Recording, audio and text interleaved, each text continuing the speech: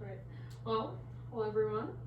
I'm Hannah, and this is a little bit of my story and just what the Lord has done in my life. So I grew up in a Christian house with parents that took me to church every single week. My parents were both and still are Sunday school teachers and worship leaders and kids' time leaders, and so basically when they were at church, I was at church, so I was constantly surrounded by a church family and loving people and Jesus, I guess.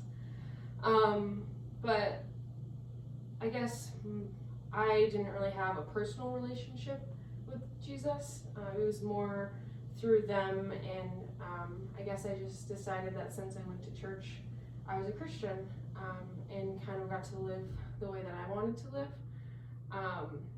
And so, yeah, so some things happened when I was younger that made me very angry at God for allowing things to happen that I didn't think were supposed to happen, and as a result of that, I acted the way I wanted to act because I didn't really feel like there was a God who loved me, and so that resulted in a lot of anger, and that came out with anger towards God and anger towards everyone around me. And so I think in my family I was especially known as the angry person, and on the sports field I was angry.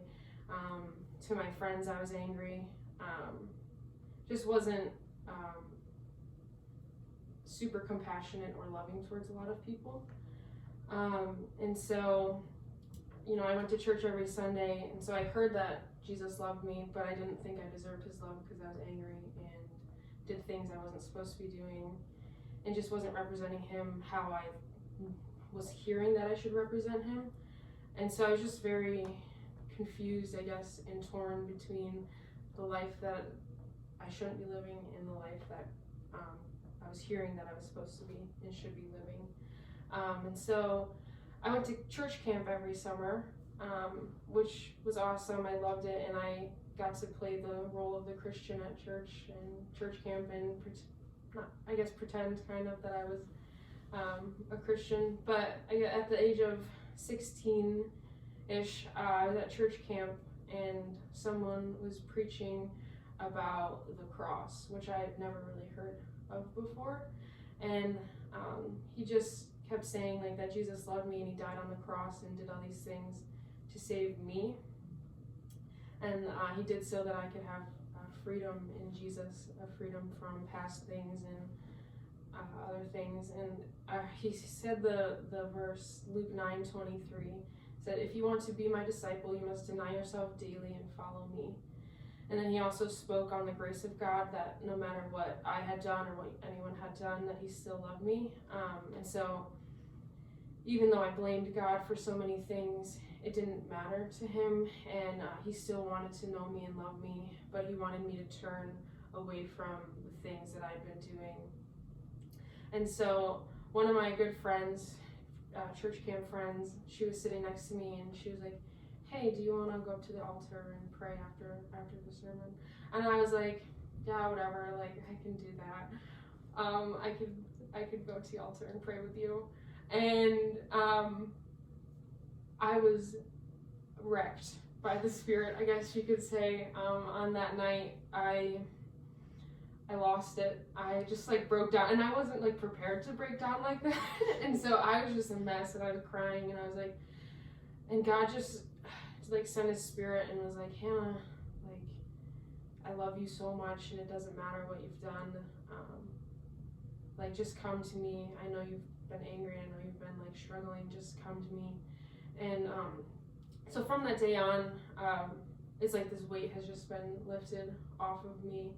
And so I knew I needed to start denying the sinful things that I did and turn away from them, and just learning that I'm worthy of love that our Heavenly Father has freely given us.